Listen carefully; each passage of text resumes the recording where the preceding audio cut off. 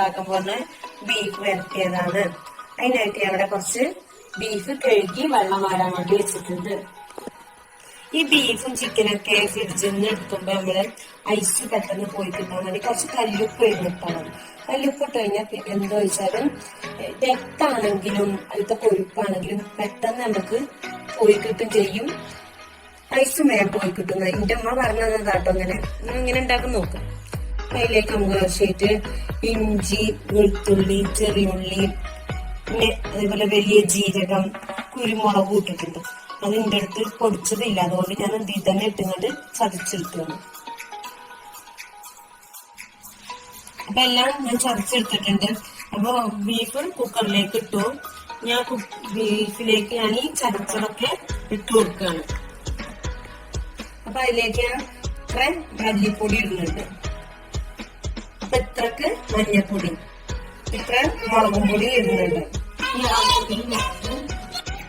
ഇനി ആദ്യത്തുള്ള ഉപ്പും ഇട്ടു.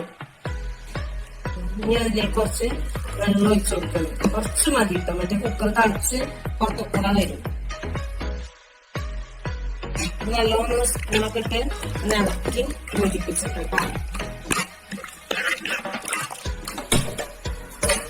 വേകുമ്പത്തിനപ്പത്തിന് നമുക്ക് അതിലേക്കുള്ള മസാലകളൊക്കെ റെഡിയാക്കാം. ഇതിനോട് സാക്ഷിയാക്കി വെച്ചു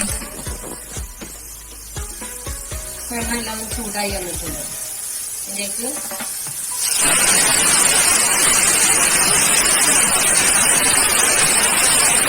ഓണം വഴറ്റിയെടുക്കും. നല്ലപോലെ വഴറ്റി ചോർന്ന് വന്നോട്ടെ.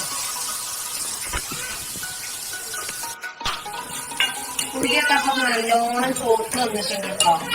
ഇടയ്ക്കിടക്ക് ഇങ്ങനെ ആക്കി കൊടുക്കണ്ടോ, അല്ലെങ്കിൽ കരിഞ്ഞു പോകും. അപ്പൊ ഇനി അതിലേക്ക് കുറച്ച്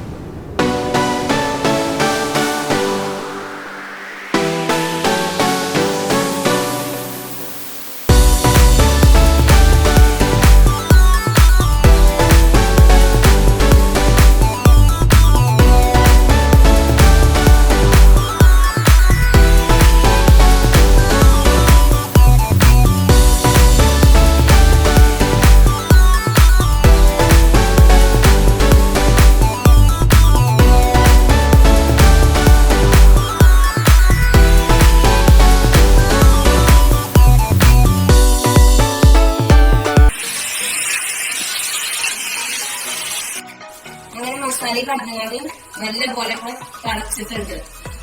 അപ്പൊ നമ്മളെ ബീഫ് കറി, ബീഫ് വരട്ടിയത് റെഡി ആയിട്ടുണ്ട്. നമുക്കൊക്കെ ഇഷ്ടപ്പെടുകയാണെങ്കിൽ ലൈക്ക് ചെയ്യാനും സബ്സ്ക്രൈബ് ചെയ്യാനും മറക്കരുത്. അപ്പൊ അടുത്ത വീഡിയോ ആയിട്ട് വീണ്ടും കാണാം.